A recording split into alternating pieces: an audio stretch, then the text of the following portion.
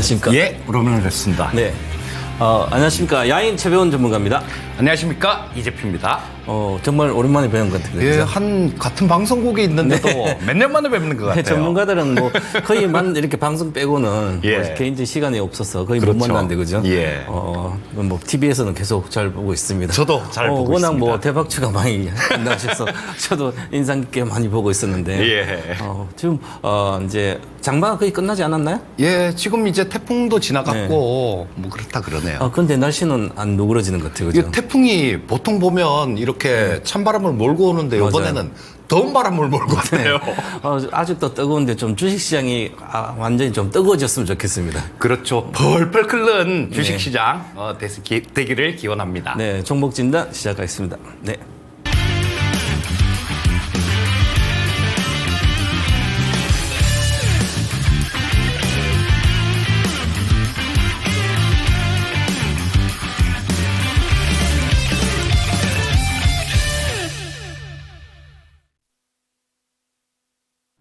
네, 종목 진단 시간입니다. 뭐 요즘 시향은 좀 좋아질 것 같습니까? 예, 시장은 저는 그렇게 봅니다. 시장을 걱정할 게 우리가 걱정할 일이 아니라 네, 맞죠. 미국 대선이 11월 5일이니까 네. 시장 제일 걱정되는 사람들이 앨런 장관, 맞아요. 그다음에 이런 분인 것 같아요. 네. 파월 의장도 마찬가지로 트럼프를 굉장히 싫어할 것 같은데 그분들도 싫어할 네. 것 같고 그러니까 시장에 대해서는 그분들한테 맡겨놓고 우리는 우리 할 일, 뭐 종목에 집중하면 좋을 것 같습니다. 요번에 이제 44년 만에 하루 폭락폭이 250포인트 가장 큰 것 같았어요. 그랬죠. 그래서 그때 8월 날 때 폭락하고 있을 때 움직이지 마라. 절대로 움직이지 말고 가만히 예. 있어라. 다시 올라왔을 때 그때 포트 구조조정 하더라도 같이 막 투자 공포가 일어날 때 투매할 때는 어떤 분들은 하루 더 내려가면 팔고 좀 마음 편하게 있다가 다시 그 밑에 살려고 주로 투매를 하거든요. 그렇죠. 항상 그게 실패하는데 예. 100년 전에도 그렇고 30년도 그렇고 항상 그렇게 하더라고요, 사람들이. 예. 그래서 시간이 아무리 지나도 이제 투자 심리는 안 바뀌는 것 같습니다. 대중 투자 심리. 그래서 공부를 계속해서 과거에 보니까 이렇게 폭락했을 때 기회다 이렇게 되면 예. 다음에는 꼭 폭락했을 때 오히려 사야 되는 거지. 그렇죠. 그죠? 이것을 안 되더라도 이게 안 되잖아요. 그죠? 예. 그래서 심리를 좀 벗어나서 대중 투자를 벗어서 자기만 어떤 비법을 갖고 있으면 시장하고 상관없거든요. 피터 린치가 한 600배 이렇게 수익 낼 때 예. 30년 동안 9번의 폭락을 맞아 한 번도 밑에서 판 적이 없다 그러거든요. 우리도 할 수 있습니다. 그죠? 여러분도 해야 되는 거죠.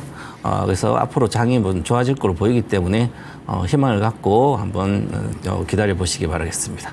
그러면 종목 진단은 여러분 채팅창에다가 종목명, 비중, 매수가 아니면 뭐 한 이유라든지 뭐 장기도 괜찮나요? 아니면 뭐 이거를 장기로 샀는데 뭐 여러 가지 사연이 있으면 적어 주시고요. 전화도 주시고 하시면 감사하겠습니다. 네. 제가 먼저 진단하겠습니다. 예. 네. 유튜브에서 신고가 경신 최변 전문가님한테 지정했네요.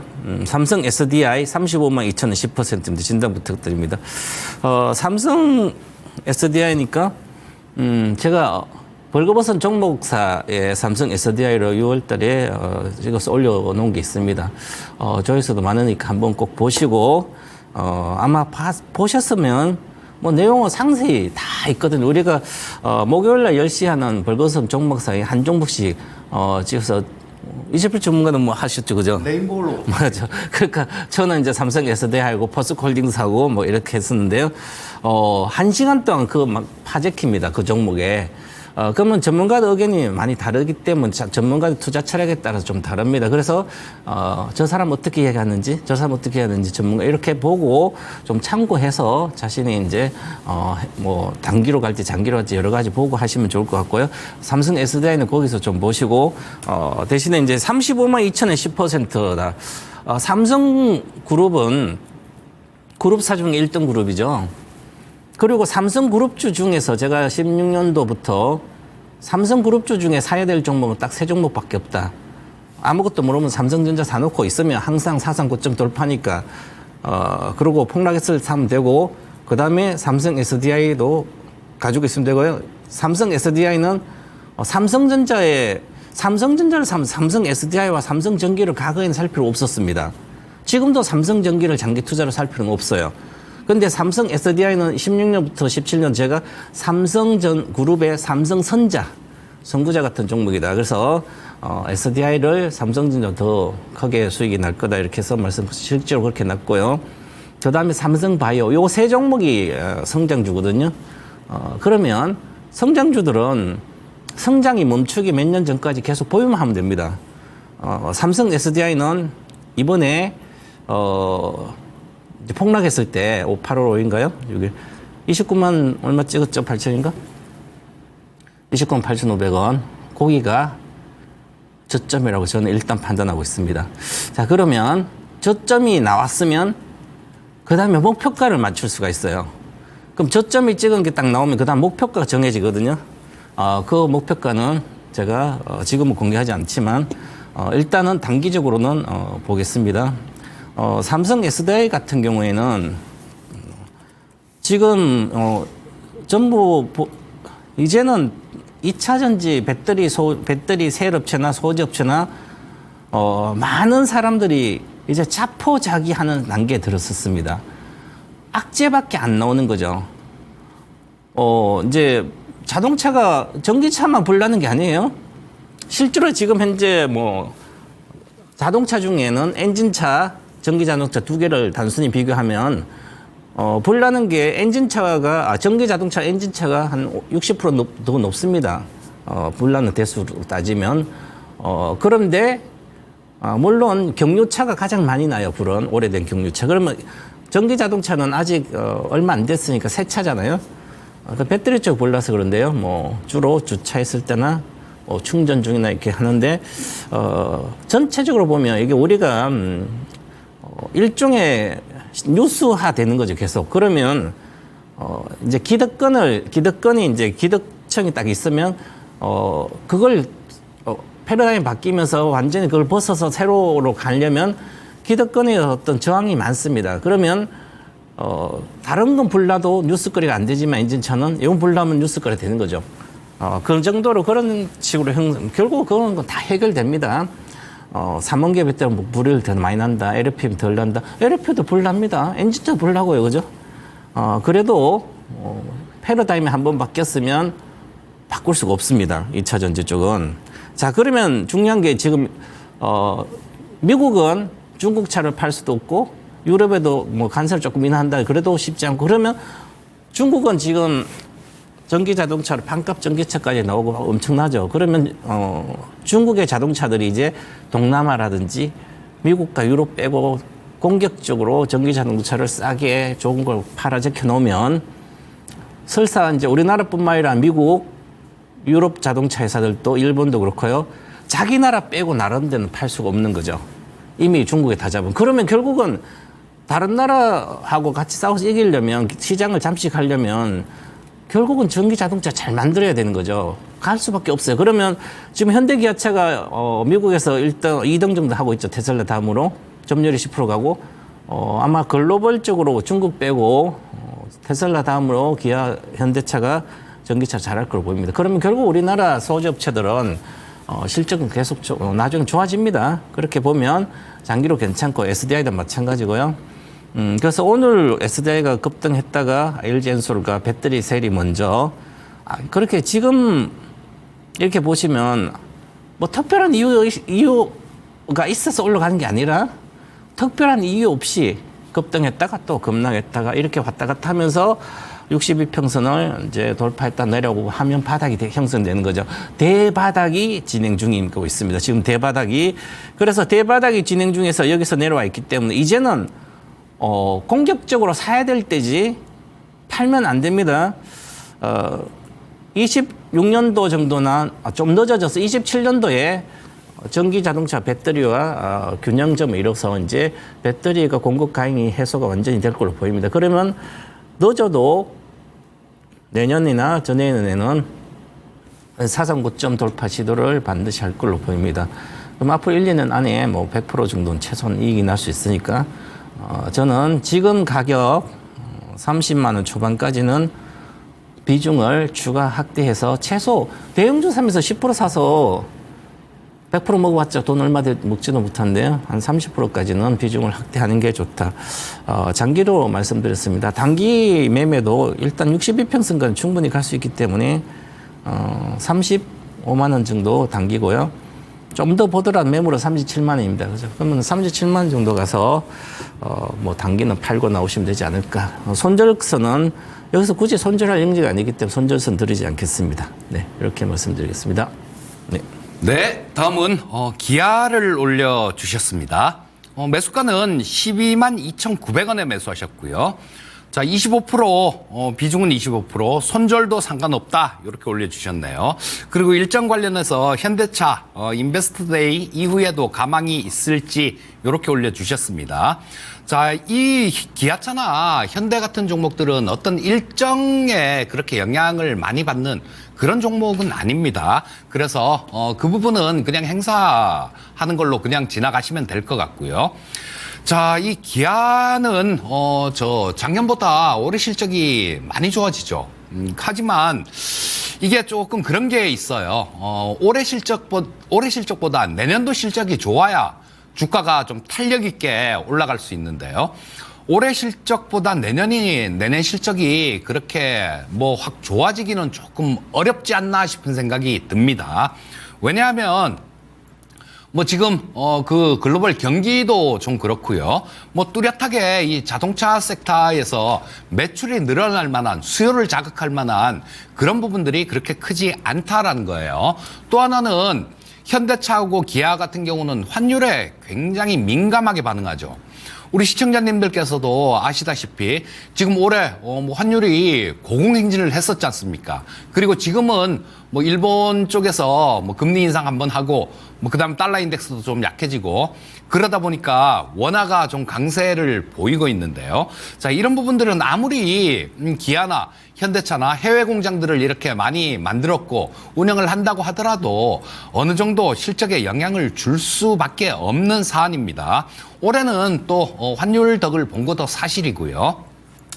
근데 뭐 이 환율이 지금 여기서 또 어떤 경제 위기가 있거나 그렇게 되면 고공행진하겠지만 그런 거는 일단은 없다라는 가정하에서 말씀드리면 원달러 환율은 올해보다 높기는 좀 어렵다라는 생각입니다. 차츰 이렇게 하향 안정되는 그런 모습이 나오겠죠. 그러면 내년도 실적이 올해 실적보다 작을 가능성이 많아요. 자, 그런데 이게 확 줄어든다라면 뭐 이거 실적 피크 아웃이네 그러면서 좀 되게 안 좋은 방향으로 갈 수도 있겠지만요. 또 그렇지는 또 않아요. 실적이 늘어나지 않고 조금 줄어들어도 뭐 조금 정도 줄어드는 그 정도 수준일 것 같으니까 지금 단기간에 많이 급락한 상태입니다. 이미 보시게 되면 여기 13만 5천 원이 요번에 고점 찍은 가격이죠. 거기서 보시게 되면 기아가 지금 10만 원까지 빠졌으니까요. 뭐 한 20% 훨씬 넘게 빠졌죠. 자, 그렇기 때문에 낙폭이 과대한 상황이에요. 자, 여기서는 지금 현재 가격, 이 가격 같은 경우는 추가로 더 빠진다고 하더라도 올라올 수 있는 가격입니다. 자, 우리 시청자님 이 비중이 이렇게 많지만 않으면 지금 25% 갖고 계신데요. 비중이 많지만 않으면 제가 좀 뭐 어느 정도까지 빠지면 거기서 추가 매수 한번 해보십시오라는 말씀을 드릴 텐데 지금 현재 25% 비중에서 더 싫으시면 그건 안 됩니다. 자, 기술적으로는 조금 좀 안 좋은 모습들 나오고 있는데 이렇게 원래 급락하고 난 다음에는 V자로 반등을 해줘야 돼요. 하지만 지금 급락하고 옆으로 기는 모습이라서 자, 뭐 조금 좀 여기서 강하게 이렇게 치고 올라가는 그런 모습이 나오기는 또 좀 어려울 것 같아요. 결론 말씀드리면 이 전저점, 뭐 이 전저점을 만약에 이탈하는 모습이 나오더라도요. 95,000원이란 가격대 이탈하는 모습이 나오더라도 기아 같은 경우는 그렇게 손절피를 칠 필요는 없을 것 같습니다. 왜냐하면 이탈을 하고 빠지더라도 나중에는 또 되돌림이 나올 수 있는 모습이에요. 다만 지금 당장 뭐 그렇게 큰 수익을 기대하기는 어려울 것 같으니까 그냥 차분하게 좀 보유만 하시고요. 옆으로 한참 기다가 그런 모습이 나와줘야 돼요. 이 22평선 빨간 선이죠. 이것도 돌리는 모습이 나와줘야 되거든요. 근데 이 대형주들 뭐 좀 시가총액이 큰 종목이죠.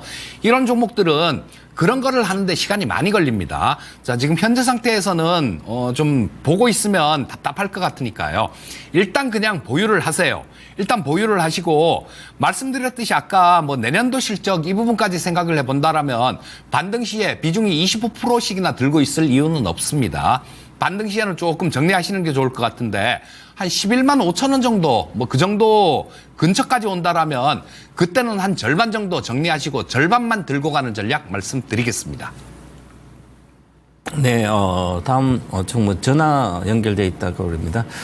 전화 연결하겠습니다. 안녕하십니까, 시청자님. 예, 안녕하세요. 네, 반갑습니다. 밤늦게 전화 주셔서 감사합니다. 어떤 종목이 궁금하셔서 이제 종목명하고 비중하고 매수 단가 좀 알려주십시오. 금양이고요. 네. 65,500원에 20%요. 네, 궁금하신 게 어떤 게 궁금하세요? 지금, 그러니까, 배터리 주식들이 너무 이렇게 많이 빠진 것 같아갖고, 이번이 기회다 싶어갖고, SDI랑 금양이랑 뭐 이렇게 좀 몇 개 샀거든요. 네. 예, 근데 이게 더 빠질지, 그게 더 비중을 궁금하시군요. 실어야 될지, 어떻게 해야 될지. 자, 그러면 그렇게 이제 잘 몰라요. 시청자분님은 2차 전지로 그동안 수익 좀 많이 내셨어요? 작년까지? 아니요, 네, 초보라. 이번이 출시한 지 얼마 안 이제- 되셨네요? 예. 근데 처음이거든요. 초보자는 제가 늘 말씀드리거든요. 잘 모를 때는 아주 분석하기 어려운 주식 말고 누구나 알고 그 분야에서 1등 기업이 있으면 그거 실패 없는 1등 그거 사는 게 가장 안전하고 가장 돈을 쉽게 벌 수가 있는 방법이고 그래서 나는 이제 2차 전지에 대해서 잘 몰라요. 뭐 양극재, 음극재, 뭐 분리막부터 동박부터 있고 그다음에 이제 뭐 캐즘이라 그러지 전기차가 시장 성장 못할 것 같기도 하고 트럼프 되면 어떻게 하지 뭐 이런 고민이 많잖아요. 그죠? 도대체 어떻게 될까? 많이 빠졌는데, 많이 빠졌는데 저게 올라갈까? 그럼 사놓고 갈까? 이런 생각을 하다 보면 결론이 안 나오잖아요. 그럼 다른 시청자도 마찬가지. 그럴 때는, 그러면 지금도 안정적 이익이 나면서 앞으로 공장도 계속 지으면서 최고의 기업이 어딜까? 그러면, 삼성이 하나? 그럼 삼성그룹주 중에서 찾으면 삼성 SDI 하잖아요? 아무것도 못 되는 삼성 SDI를 사는 게 정답이에요. 그런데 이제 우리 시청자 금량을 샀잖아요. 20% 비중을. 많이 사셨잖아요. 20% 샀으면 어느 정도의 확신을 갖고 사신 것 같은데, 그 많은 주식 중에 금량이 지금 회사 사업 모델, 즉 사업 뭘 해서 돈을 벌 건지 앞으로 이제 사업 내용을 좀 알아보셨어요? 그것까지는 금양에 대해서까지는 안 알아보고요. 그냥 샀어요? 예, 이번에 배터리가 많이 아니, 저 빠진 위에서 것 주식이 같다고 해서 19만 SDI 랑. 4천에서 5만 원 왔으니까 예. 많이 내려온 거예요? 이렇게 예, 생각하면 그래서 많이 내려온 게 빠진 게 아니라. 가장 안정적인 거라고 그래가지고. 그러니까요. 제가 13만 원 할 때 이거 3만 원 갈 수도 있다. 당장 파시라고 제가 그렇게까지 얘기했는데 그때 사람들 안 믿어요. 저는 전문가이기 때문에 주가를 예측도 하지만 기업의 분석, 미래의 실적이라든지 어떤 사업을 해서 이런 걸 해서 말씀을 드려서 그게 제가 보는 게 틀릴 수도 있어요. 하지만 그걸 듣고 시청자분들이 저렇게 불확실한 기업이구나. 그러면 단기적인 매매를 해야 되는 거죠. 자, 그러면 금량이 19만 4천에서 5만 원, 6만 원에 사셨으니까 한 70% 빠졌을 때 샀잖아요. 그럼 다른 주식도 다 70% 빠졌습니다. 자, 그러면 금량이 지금 적자가 오늘 올해 상반기에 181억 정도 적자 났고요. 적자가 지금 다 적자나요? 그거 중요하지 않아요. 그런데 그보다 중요한 것은 이 회사가 이제 배터리 셀을 이제 만들어요. 저 양산을 하고 내년 이제 하반기에 나올 걸로 보이는데 그리고 뭐 리튬 관련된 수산화 리튬 관련 가공 관련된도 여러 가지 하고 또 리튬 광산도 뭐 해서 몽고에 하고 뭐 여러 가지 있잖아요. 자, 그러면 산업의 업황이 좋을 때는 그 기대감은 주식이 막 올라갑니다. 그런데 지금도 시가총액이 3조 3천억이에요. 그러면 현재 이 기업이 2년 뒤에 영업이익이 최소 1,000억이 나와도 33배가 나온 거예요. 그죠? 자, 그러면 예를 들어서 지금 삼성 SDI라고 만약에 아까 말씀하셔서 비교를 하면 삼성 SDI는 지금 영업이익이 올해만 하더라도 1조가 나와요. 그럼 30조가 돼야 되잖아요. 그러면 2년 뒤에 2조 8천 나오면 30배만 지금 90조가 가 있어야 돼요. 이 시가총액은 만약에 비교한다면 지금 22조입니다. 그러면 절대적인 저평가는 이런 게 저평가죠. 그러면 금량은 앞으로 1,000억 나올지 안 나올지 저는 나오지 앞으로 1년 내년까지는 나오지 않을 거라고 확신합니다. 그러면 지금 고평가예요. 자, 그러면 어떤 분들은 이걸 위에서 많이 갖고 있어서 과거에 작년까지 얘기했던 모든 그 투자 포인트는 전부 다 사라졌다고 봐도 과언이 아니다. 이렇게 보면 제가 좀 무섭게 말하는 거죠. 그래서 일단은 상 가격이 낮기 때문에 내일 파셔서 저는 내일 전략 매도하고 잘 모르시기 때문에 확실한 기업으로 2차 전지로 그렇게 바꾸신 게 좋지 않을까. 저는 이렇게 보고 미국 관련된 주식을 사는 게 저는 좋다. 이렇게 보고 교체 의견 드리고요. 전략 매도 의견 드리겠습니다. 궁금하신 거 있으세요, 시청자님? 네, 수고하세요. 네, 감사합니다. 네. 네. 다음은 실리콘2 올려주셨습니다. 자, 매수가는 42,172원에 매수하셨네요. 예, 원단위까지 친절하게 올려주셨습니다. 자, 비중은 5%, 목표가 하고 진단 부탁드립니다. 이렇게 말씀해 주셨고요. 자, 비중을 늘려도 될지 그 부분도 올려주셨네요. 자, 시청자님, 우리 그 화장품 관련되는 종목들이 올해 굉장히 좋았죠. 굉장히 좋았습니다. 그 중에서도 이 실리콘2는 가장 앞장서서 가장 탄력 있게 움직인 종목 중에 하나예요. 자, 요거 그 K뷰티 직구 플랫폼 같은 것들, 이런 것들을 운영하면서 매출액이 굉장히 많이 늘었습니다. 좋아요. 일단 실적만 보게 되면. 자, 보시면 작년에 한 470억 정도 영업이익이 흑자가 났었는데 올해 2분기에만도 389억이 났어요. 그리고 1분기에 294억 정도 났고요. 그러면 실적 부분들이 진짜 경이로울 정도로 성장을 한다라는 얘기입니다. 자, 올해 전체 예상 영업이익 같은 경우는 한 1,577억 정도 컨센서스가 나오네요. 그런데 말입니다. 여기서 한 가지 의문이 생기는 게 있어요. 어떤 의문이 생기냐면, 자, 보세요. 여기 보시면 임직원들 매매 동향을 보시게 되면요. 자, 5월 달부터 5만 주, 2만 6천 주, 13만 주, 3만 7천 주, 8만 주, 16만 주 쭉 19만 주 눈만 뜨면 팔았어요. 5월 달부터 6월 달까지, 6월 14일까지 눈만 뜨면 팔았습니다. 임직원들이. 자, 이렇게 매출액도 엄청나게 많이 늘어나고, 그런데 이들은 도대체 왜 이렇게 눈만 뜨면 팔았을까요? 많이 올라왔다라는 겁니다. 이분들이 생각해도, 야, 우리 회사 주가가 실적도 좋고 그런데 너무 많이 올랐다. 이런 생각을 한 거예요.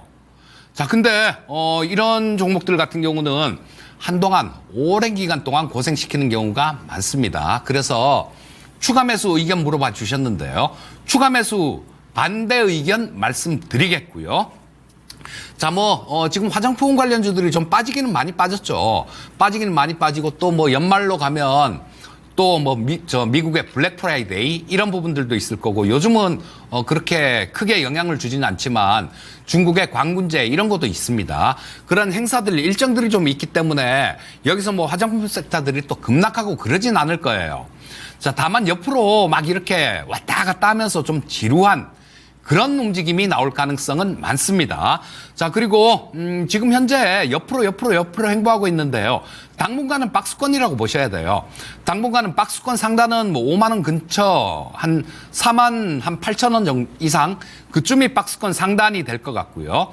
이때는 이날 급락한 거 이건 시장하고 같이 급락한 거니까 좀 빼야 될 것 같습니다. 자, 여기서 박스권 하단은 한 3만 8천 원, 3만 9천 원 정도 되겠네요. 3만 9천 원 정도 될 것 같으니까 이 사이 박스권이다라고 생각하시고 대응을 하셔야 될 것 같습니다. 그리고 지금 현재 주가는 중간에 좀 답답하게 끼어있는 상태죠. 사기도 애매모하고 팔기도 애매모하다라는 겁니다. 만약에 3만 9천 원 근처 그 정도까지 좀 빠진다라면 4만 원 아래로 빠진다라면 그때는 5% 정도는 추가 매수가 가능할 것 같아요. 다만 전에처럼 이런 큰 시세를 보시면 안 됩니다. 그거는 나중에 4만 원 아래에서 만약에 추가 매수를 하시면 그 부분은 45,000원 근처 정도면 판다라 생각하시고 나머지 부분은 또 들고 계시다가 뭐 한 48,000원 정도 그 정도 오면 나머지도 일단 털고 나온다라고 생각하시고요. 아까 말씀드렸던 가격대 39,000원에서 48,000원 박스권으로 보시면 될 것 같아요. 이들이 임직원들이 왜 5월달 6월달에 눈만 뜨면 팔았는지 그 부분 한번 곰곰이 생각해 볼 필요가 있습니다. 자, 현재 상태에서는 일단 보유 의견만 말씀드리겠고요. 말씀드린 가격 참고하셔갖고 박스권 전략 말씀드리겠습니다. 네, 다음 종목입니다. 유튜브에서 햇살님께서 안녕하세요. SD 바이오 센서 12,390원 10% 수익 났을 때 못 팔았는데 다시 수익 볼 수 있을까요? 아님 매도하는 게 좋을까요? 진단 부탁드리면 됐습니다. 하트 3개 주셨는데 지금은 뭐 조금 이익이네요. 12,500원이니까. 근데 SD 바이오 센서다. 잘 사셔서 한 20%까지 수익이 났는데 그럼 20% 갔다가 다시 내려오면 나는 10%까지 10%는 챙기겠다. 10%딱 오면 딱 그냥 매도하면 되잖아요. 차트 모르고 아무것도 잘 모르면. 그런데 이렇게 지금 예측이 이제 예를 들어서 코로나 관련된 지금 확산되고 있다 하더라도 그게 얼마나 퍼질지 아니면 뭐 여기서 할지 잘 모르잖아요. 정확히는 알 수 없어요. 그런데 가장 중요한 한 가지는 있습니다. 2020년, 21년도 그 코로나에 그 정도까지는 갈 수는 없다. 이건 확실한 결론이죠. 그러면 그 가격에 있을 때를 보면 안 되는 거죠. 그러면 기술적인 매매를 해줘야 됩니다. 차트 매매를. 상반기 254억 적자를 봤고요.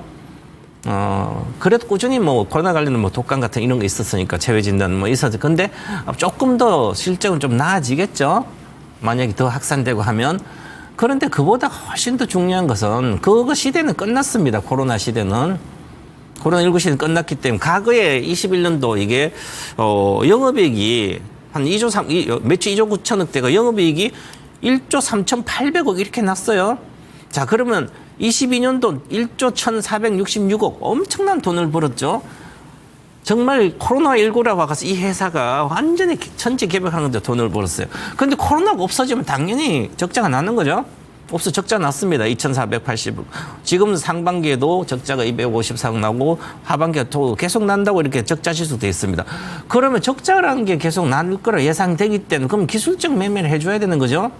그게 아니라면 이 주식은 이때 당시에 상장돼서 됐으니까 적정 주가라는 것은 과거의 주가를 보고 할 수 있는 게 아니죠. 코로나19 시대 다시 오면 모를까. 제2의 코로나19는 오면 모를까. 코로나 뭐 27이 온다든지. 그게 아니고 그러면 이것은 적자 기업이니까 지금도 시가총액이 1조 5천억이에요. 너무나 고평가돼 있죠. 계속 적자가 나온다고 보면 그러면 지금도 마찬가지지만 기술적 매매를 딱 하시면 그렇게 차트를 먼저 배워야 되는 거죠.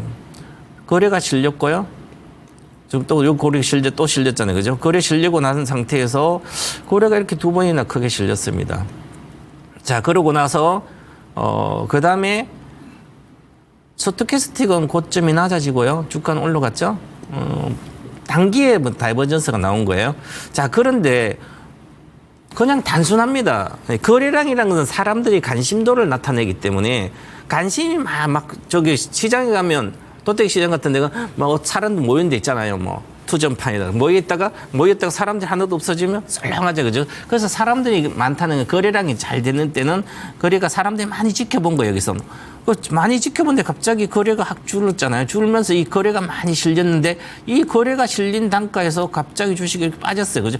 그러면 여기서 거래하실 때 1급 투자는 팔았다는 거죠. 단타 매매자들은. 그러니까 나는 안 팔고 있다면 남들이 팔아먹고 나올 때 나도 같이 나와야 되는데 나는 그걸 모르고 난 끝까지 충성을 맹세하고 있으면 나는 손해보게 됩니다. 자, 그러면 여기서 15,000원과 요 단순히 13,000원이에요. 이게 주식을 시작하면 최소한 산수는 할 수 있어야 됩니다. 생각보다 아주 쉬워요. 자, 이 거래가 폭발을 했을 때 두 번째 거래가 13,000원부터 15,000원이에요. 그러면 이게 13,000원, 뭐 2,000원 차이잖아요. 그럼 14,000원 깨지면 반이니까 절반 이상은 항상 유지해야 돼요. 거래가 실렸으니까. 평균이니까 평균이라고 하면 누구 팔았다는 사람 더 많은 거잖아요. 그럼 14,000원이에요. 단순히 보니까 14,000원이 나는 깨지면 무조건 팔아야지. 요 정도는 공부를 해놔야 되는 거죠. 단순하게 뭐 그렇게 14,000원 급락했죠 오늘. 자 그러면 이걸 이렇게 계산하지 않더라도 기법상 60분봉이 있으면 65일의 주가를 미리 볼 수 있으니까 아 이 주식은 저 같으면 예를 들어서 단타 친다면 당연히 14,500원에 이하에는 전략 매도했을 거예요. 어디에 사도. 그다음에 오늘 장중바도 끝없이 내려가고 있는데 지금 다시 올라갈까요? 기대죠. 기대. 주식은 내가 원하는 대로 이루어지지 않아요. 기대가 아니라 정확한 합리적인 판단, 그다음에 냉철한 이성만 가지고 내가 어떤 목적으로 이걸 샀는지 분명히 하면 딱 팔아야 되죠. 여기 나오잖아요. 그죠? 여기 제가 보는 기법상의 손절가가 여기입니다. 14,700, 800원 되네요. 그건 지금 내려왔죠. 이제는 거래도 없는데 올라가기 쉽지 않잖아요. 그래서 목표가 드리겠습니다. 목표가는 단순하게 지금 보시면 13,100원 박스권입니다. 여기까지 잘 이상으로 가면 다시 갈 수도 있지만 거래가 실려야 됩니다. 그래서 13,100원의 목표가고 손절가 12,000원 정도 딱 손절가 드리면 거기에서 보시고 이런 것은 사실은 뭐 손절 이런 것 큰 의미가 없고요. 뭐 내일 만약에 어떤 이슈가 있어서 막 확산되는 거 막 올라오면 그냥 파시면 되고 일단은 12,000 손절가로 매도하고 나오셔서 잘 물어보셨어요. 이럴 때 물어보신 게 종목 진단 도움 되는 거죠. 손절가 12,000원, 목표가 13,100원 이렇게 해서 매도 의견 드리겠습니다. 네, 다음은 하나오션을 올려주셨습니다. 자, 매수가는 38,000원에 매수하셨고 비중 20%. 뭐 고생 좀 하셨다. 뭐 이렇게 말씀해 주셨네요. 자, 이제 수익권인데 목표가, 손절가. 뭐 요게 좀 궁금하다. 이렇게 올려 주셨습니다. 자, 요런 종목들로 올려 주실 때는 내가 단기로 보는지 아니면 좀 중장기로 길게 보는지 그런 부분들까지 올려 주시면 상당히 많이 도움이 됩니다. 좀 더 디테일하고 정확한 진단이 가능할 거예요. 자, 일단 조금 긴 관점에서 먼저 말씀드리겠습니다. 긴 관점에서 말씀드리면 참 이거 저 대우조선해양 이리저리 팔려 다니다가 고생하다가 이제 주인을 만났죠. 제대로 된 주인을 한화를 만났습니다. 자, 근데 이 얼마 전에 그런 뉴스도 있었죠. 미국의 필리조선소를 하나그룹에서 인수를 했는데요. 이 필리조선소를 인수를 할 때 하나시스템이 60%, 그다음에 하나오션이 40%를 지분 투자를 했는데 이거 왜 이렇게 굳이 미국 조선소까지 인수를 했겠습니까? 적자나는 거. 이게 미국 해군 장관이 직접 요청한 거예요. 직접 와서 뭐 좀 우리 조선소들 우리나라 미국에 좀 진출해줘라. 왜? 미국 같은 경우는 조선업이 벌써 경쟁력을 잃어갖고 거의 뭐 지금 미국에다가 배 만들어줘요 이런 나라 없잖아요. 다 뭐 일본, 우리나라, 중국 이런 쪽에다 만들어 달라고 요청을 합니다. 그래서 이 필리조선소를 인수한 목적은 다른 게 아니라 미국, 방산, 어쨌든 군함들은 뭘 어떻게 해야 될 거 아닙니까? 그런 것들 때문에 MRO 시장 때문에 유지보수하는 시장이죠. 요것 때문에 그렇게 한 거예요. 인수를 한 건데 뭐 우리 현대중공업 쪽에서도 마땅한 거 미국의 조선소 하나 인수할 가능성이 많고요. 자, 근데 요게 다 MRO 시장 때문이다라고 보시면 되는데 이게 연간 굉장히 큰 시장입니다. 연간 시장 규모가 20조가 돼요. 20조가 되니까 그쪽에서도 아마 시간이 좀 지나면요. 아마 MRO 시장도 진출하고 그러면서 시너지가 나올 겁니다. 자, 길게 본다라면 장기적인 관점에서 말씀드린 거예요. 장기적인 관점에서는 이런 부분들이 기업이 그 시장 규모가 20조라는 시장이 작은 게 아니지 않습니까? 물론 그걸 전부 다 이 하나오션이 먹는다라는 얘기는 아니에요. 그중에 일부를 갖고 오겠죠. 하지만 새로운 부분들이 분명히 나오고 있어요. 또 이게 미국 조선소를 인수한 이유 중에 하나는 다른 이유는요. 아마 내년 후년 정도일 겁니다. 캐나다 잠수함 사업이 있어요. 그래서 그런 부분들까지 염두를 두고 이거 인수를 한 걸 테니까. 그리고 조선업이 굉장히 대호황 사이클로 또 접어들었지 않습니까? 원자재 가격 떨어지고 있고 지금 철강 가격들 별로 안 좋잖아요. 자, 그래서 실적 부분들도 굉장히 좋아질 거고요. 장기적인 관점에서는 그냥 놔주고쏘 하고 들고 가시면 됩니다. 들고 가시면 되는 거고. 자, 다만 단기적인 관점이다라면 좀 여기서 전고점 찍은 자리가 한 34,000원 정도 되죠. 그리고 그전에도 한 36,000원 정도, 그 정도 고점이었는데, 자, 단기적으로는 이 가격을 그냥 강하게 돌파를 해주면 모르겠는데요. 그렇지 않으면 좀 여기서 단기간에 박스권으로 움직일 가능성도 있습니다. 자, 주봉 보시면 지금 현재 35,000원에서 여기 저항받았죠. 그 자리는 2021년도에 찍었던 고점 자리입니다. 그때 한번 돌파를 했다가 막 밀리면서 여기서 빠졌다가 왔다 갔다 하고 있는데요. 자, 지금 이걸 돌파를 하려면 시간이 좀 걸릴 거예요. 그래서 단기적으로 봤을 때는 뭐 지금 빠른 시일 내에, 그러니까 이번 주 내지는 다음 주 한 중반 정도까지 일단 36,000원이라는 가격 고점을 뚫어준다라면 보유를 하셔도 됩니다. 하지만 그렇지가 않다라면 끊어주는 게 맞아요. 단기적인 관점에서는 박스권이라고 보셔야 되니까. 자, 그거 선택은 우리 시청자님께서 하시고요. 대략 단기적인 관점이라면 34,000원 이상 정도에서는 한번 끊어주는 게 맞을 것 같습니다. 근데 아까 말씀드렸던 그 뭐 필리조선소나 필리핀 그 잠수함 사업들 이런 걸 고려하고 저라면 좀 장기적으로 들고 갈 생각을 할 것 같습니다. 자, 제 의견 참고하셔갖고 잘 매매하시면 좋겠습니다. 네, 다음 종목입니다. 유튜브에서 지연 해피님께서 수고 많으십니다. 한국전력 26,000원 10% 종목 진단과 목표가 부탁드리면 됐습니다. 한국전력이 또 나오네요. 26,000원 한 2020년도 한 11월, 12월에 사신 것 같네요. 12월 달에. 한국전력은 사야 될 때는 사실은 뭐 장기 투자할 종목은 아니고 예를 들어서 많은 사람들이 나라가 망해도 한국전력 안 망하니까 가고 있으면 배당도 좀 뭐 이렇게 한다고 해서 계속 갖고 있으면 그것은 잘못된 투자입니다. 장기로는 이렇게 물려서 계속 있을 주식이 아니었어요 그동안. 자, 그런데 지금은 좋은 상태예요. 그러면 한국전력을 2020년에 사서 26,000원에 간제 그때 가고 안 간지 그러면 지금 3년 동안 내가 공부를 했으면 이걸 충분히 빠져나올 수 있는 공부하든지 아니면 뭐 주식 선물이라도 해봐도 아니면 그냥 물 타서 어느 시점에 폭락했을 때 물 타가지고 빠져나올 수 있는 기회도 충분히 있었습니다.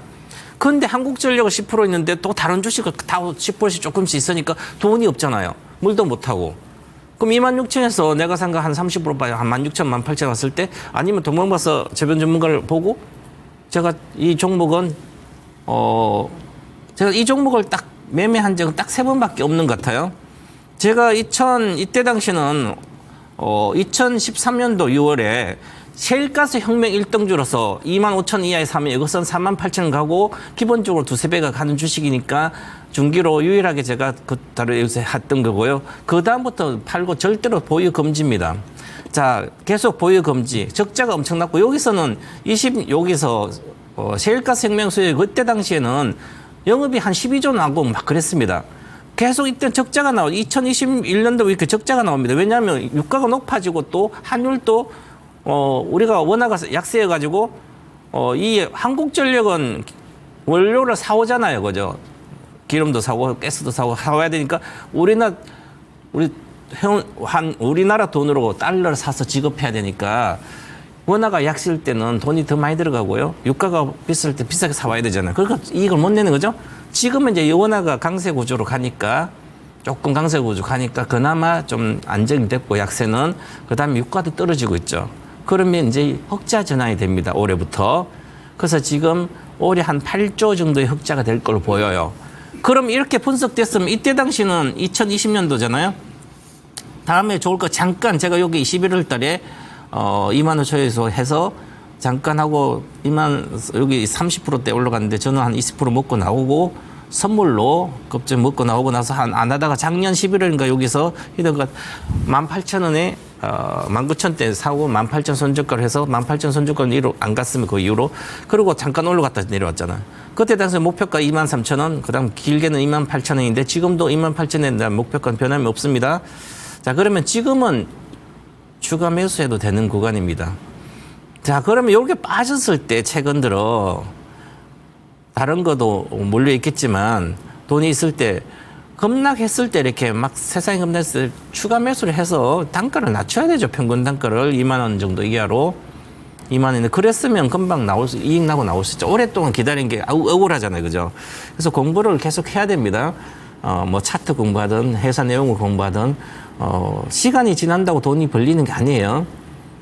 그래서 꼭 공부를 하시고 지금은 잘 물어보셨는데 지금 오히려 매수 구간입니다. 지금도 매수해도 되고요. 2만 천원인데 이제는 흑자가 3분기도 뭐 한 3조, 올해 한 8조 정도 나올 걸 예상되고 그리고 유가가 지금 빠지고 있죠.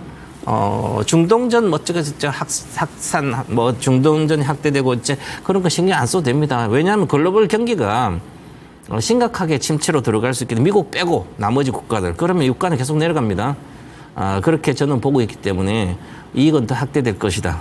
그래서 28,000원까지 보유하시고 가서 팔고 나오시고 앞으로는 기업 내용을 분석하고 실적 예상하고 주식을 하시기 바라겠습니다. 네. 자, 다음은 조금 시간이 없어서 짧게 빨리 봐드려야 되겠네요. 한올바이오파마 36,500원에 매수하셨습니다. 비중은 15% 매수하셨네요. 본전 올 때까지 기다려서 비중 축소해야 될까요? 이렇게 물어봐 주셨습니다. 자, 제약바이오 전체 섹터로 본다라면 저는 올해 하반기에 좋다라고 봅니다. 왜냐하면 제약바이오 섹터들 지금 일부 종목들은 많이 오른 종목들도 있어요. 그런데 대부분이 상당히 많은 종목들이 2021년도 그때 고점 찍고 완전히 피바다인 종목들이 굉장히 많습니다.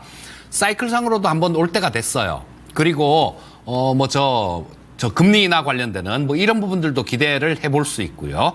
자, 그래서 이런저런 것들 고려해 본다라면 제약바이오 전체적으로는 기대해 볼 수 있다. 그런데 이 한올바이오파마 같은 경우는 지금 굉장히 좀 박스권으로밖에 안 움직여요. 그렇기 때문에 차라리 제약바이오 쪽을 하시려면 셀트리온 같은 거 있지 않습니까? 셀트리온 같은 거. 올해 뭐 한 6천 몇백억 정도 영업이익 흑자 날 것 같은데 내년에는 1조 5천억 정도 날 것 같아요. 자, 굉장히 좋아지는 것들이 있어요. 이런 쪽들이 차라리 탄력을 더 받을 가능성이 많습니다. 그래서 이 한올바이오파마 같은 경우는 이 박스권 상단이 한 37,000원 정도 돼요. 자, 우리 시청자님 매수하신 가격 정도 되겠네요. 자, 시청자님 말씀대로 저 매수한 가격 근처 정도까지 올라오면 일단 정리하시고요. 셀트리온 같은 종목으로 갈아타는 전략 말씀드리겠습니다. 네, 이렇게 해서 저희 종목 진단은 여기서 마무리 짓고요. 시간이 금방 가네요. 저희 히든카드 보러 가겠습니다.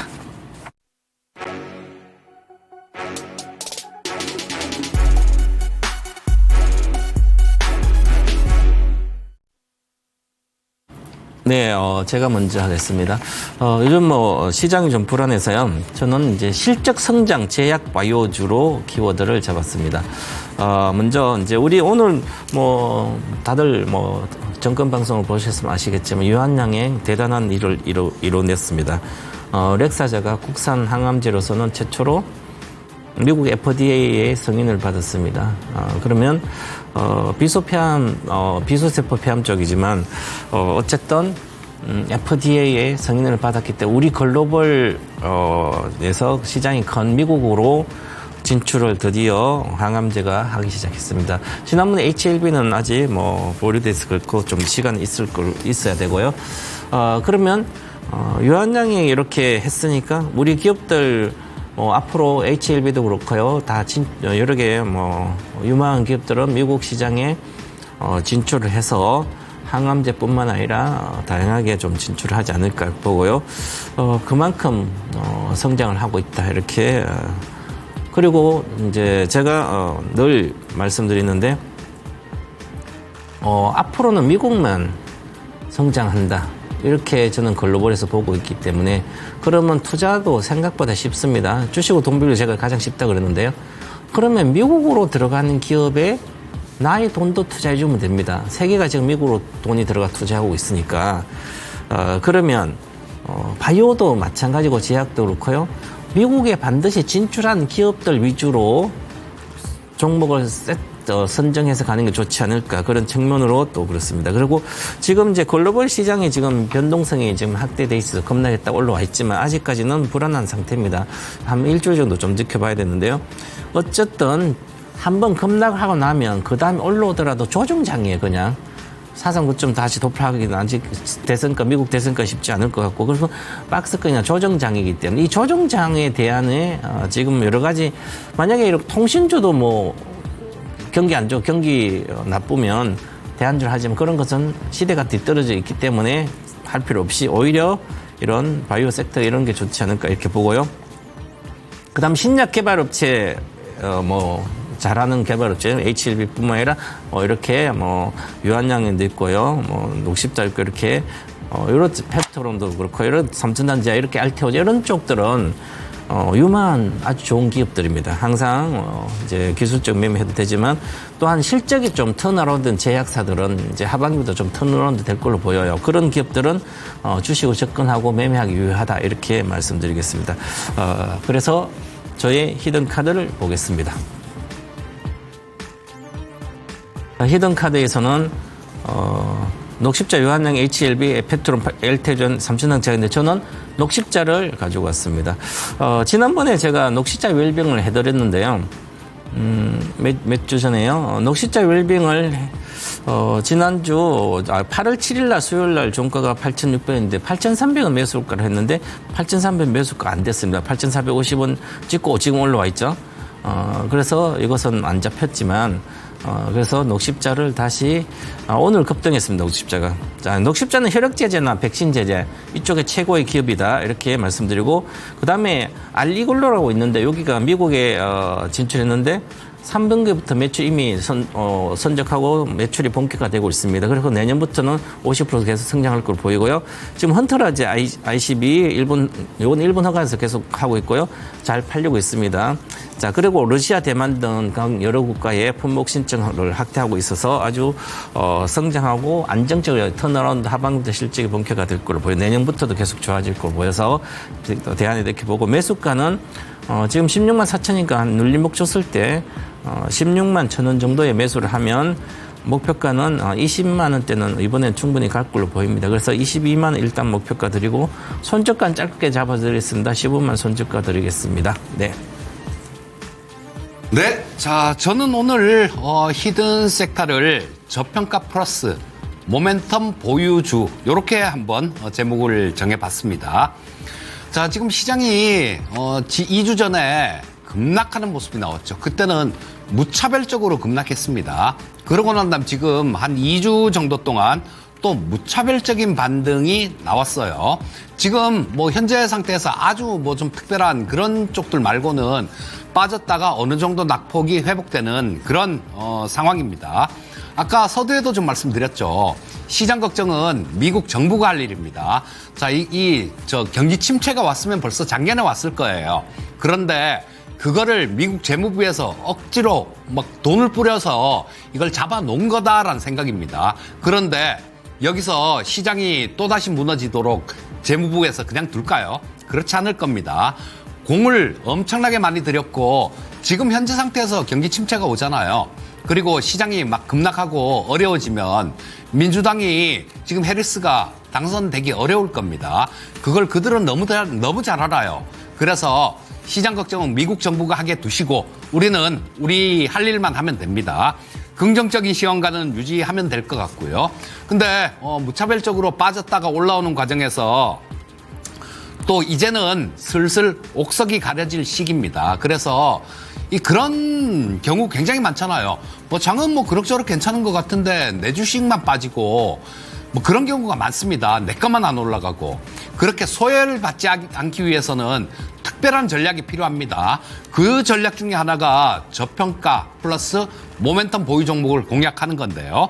자, 히든카드 6장 보여주시고요. 자, 오늘은 이렇게 골라봤습니다. 삼성전자, LG이노텍, BH, 코리안리, 셀트리온, 대상 이렇게 골라봤는데요. 뭐 삼성전자는 D램 가격 올라가고 또 뭐 HBM, 엔비디아 관련된 그런 모멘텀도 있을 거고, LG이노텍하고 BH는 굉장히 쌉니다, 주가가. 거기다가 9월 10일 날 아이폰, 신형 아이폰이 나오죠. 그리고 10월 달에는 애플 인텔리전스가 나오게 될 겁니다. 자, 그러니까 요거도 그런 모멘텀을 보유한 종목이죠. 코리안리는 대한재보험인데 저거는 회사 방침이 매년 20%씩 저 무상증자를 할 계획이라 그래요. 연말에 하는 거니까 주식 배당이겠죠. 무상증자나 주식 배당이나 비슷한 거라고 보시면 됩니다. 굉장히 싼 종목이고 저건 과거 옛날에 이름은 대한재보험이에요. 자, 그렇게 보시면 될 거고 셀트리온은 아까 간략하게 좀 말씀드렸으니까 넘어가도록 하겠습니다. 자, 오늘 말씀드릴 종목은 대상이고요. 자, 왜 대상을 꼽았냐 하면요. 자, 음식료 업종들도 굉장히 많이 올랐죠. 뭐 K푸드 막 그러면서 난리가 났었습니다. 그러면서 엄청 많이 올라왔는데 지금 최근 들어서는 또 많이 빠진 모습이에요. 다들 많이 빠졌습니다. 자, 그리고 삼양식품도 좀 많이 빠졌고. 자, 근데 이 대상은 동일 섹터 내에서도 굉장히 저평가된 종목이에요. 자, 그리고 2분기 영업이익이 전년 동기 비해서 31%가 증가했습니다. 다른 종목들 보면 전년 동기보다 못한 종목들이 되게 많아요. 음식료 업종 중에. 자, 근데 31%가 증가했음에도 주가가 좀 빠졌는데요. 이유는 컨센서스가 너무 높았어요. 작년에 2분기가 한 330억 정도 영업이익 흑자 났는데 올해 2분기가 440억 정도 났습니다. 근데 컨센서스는 490억이었어요. 그걸 채우지 못했기 때문에 좀 어려운 모습인데 이거는 곧 회복되리라고 봅니다. 자, 그리고 연말에 오징어 게임이 나온다 그러죠. 오징어 게임 시즌2. 이정재가 주연이잖아요. 이정재 관련해갖고 관련주들 이렇게 찾아보면 임세령 씨 때문에 대상이 관련주로 분류가 됩니다. 그래서 이정재한테 뭔 일 있으면 대상이 움직이는 경향이 있어요. 자, 요런 오징어 게임 모멘텀 요런 거 있으니까 보시고요. 기술적으로도 지금 쌍바닥 패턴 나오고 있는 것 같습니다. 전에 시장 급락했을 때 이때 하락했던 부분들 지금 그까지 다 내려왔어요. 그까지 다 내려왔기 때문에 여기서는 쌍바닥 패턴이 나올 가능성이 굉장히 높다라는 생각입니다. 아니 실적이 이렇게 증가하고 있는데 땅굴 파고인데 들어가진 않을 거 아닙니까? 모멘텀도 있으니까. 그러니까 이런 종목들, 대상 같은 종목들 좀 노려보기 지금 딱 좋은 자리다라는 생각이고요. 가격 전략 말씀드리면 매수가는 내일 아침 시초가로 하시고요. 1차 목표가는 24,000원, 2차 목표가는 27,000원, 손절가는 18,900원 제시해 드리겠습니다. 네, 이렇게 해서 이제 종목 진단을 마무리하도록 하겠습니다. 저는 이제 일요일 저녁 8시에 이번 주는 아주 중요한 것을 하는데요. 지금 시장이 많이 변곡이 좀 되고 바뀌었는데 이제 또 포트폴리오로 완전히 새로 새 판을 짜야 될 때가 왔습니다. 그래서 이번 일요일 저녁에는 제가 올인해도 될 주식들 새로운 유망 섹터 저가에서 사서 최고의 기회를 잡을 수 있도록 거액자산과 기회라는 걸로 해서 방송을 해드리도록 하겠습니다. 동방바사 1등주 TV에서 하니까 한번 이번 일요일은 꼭 보시기 바라겠습니다. 네. 네, 전 늦은 시간까지 시청 감사드리고요. 편안한 저녁 시간 되시기 바라겠습니다. 네, 감사합니다.